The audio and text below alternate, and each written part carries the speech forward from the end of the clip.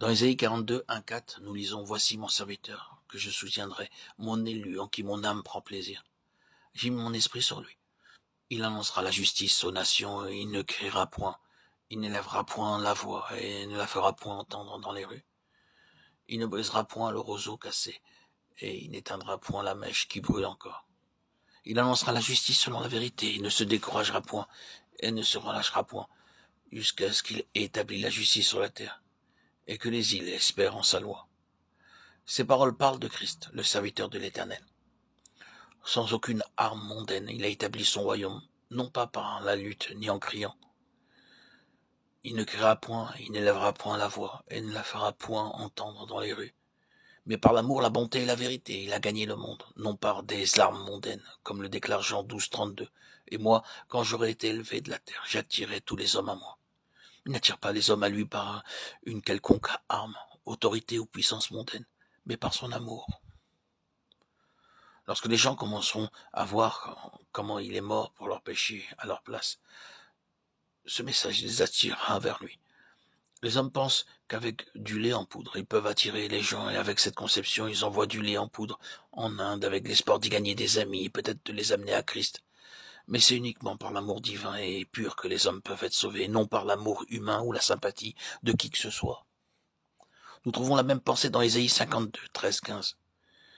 Voici mon serviteur prospérera. Il montera, il s'élèvera et s'élèvera bien haut.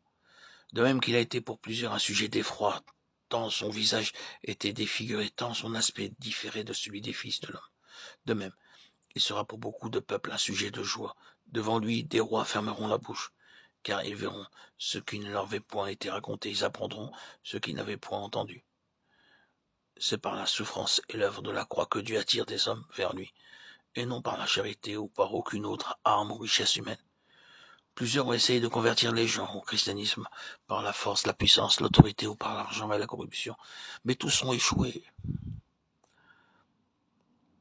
C'est pourquoi l'œuvre de Dieu souffre dans beaucoup de pays. Certains pensent qu'en donnant du travail ou de la nourriture à des gens pauvres, ils deviendront chrétiens. Des milliers sont baptisés, mais après il en résulte de la confusion. Bien sûr, il y a beaucoup de stérilité à cause de ce péché. Nous devrions prêcher le Seigneur comme le serviteur de l'Éternel, qui est venu pour servir et mourir à notre place. Par l'amour, la bonté et la vérité, notre Seigneur a gagné le monde, non par des armes mondaines. Et moi, quand j'aurai été élevé de la terre, j'attirerai tous les hommes à moi. Jean 12, 32. Amen. Alléluia. Gloire à toi, Seigneur Jésus-Christ. Tu nous as rachetés,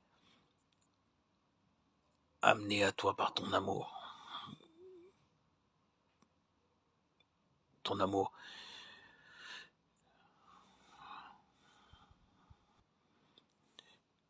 qui font de nous tes enfants. Et ainsi, des co-héritiers de ton royaume. À toi, Seigneur, tout honneur, toute gloire pour les siècles des siècles. Gloire à Dieu au plus haut des cieux, et paix sur la terre aux hommes qu'il aime.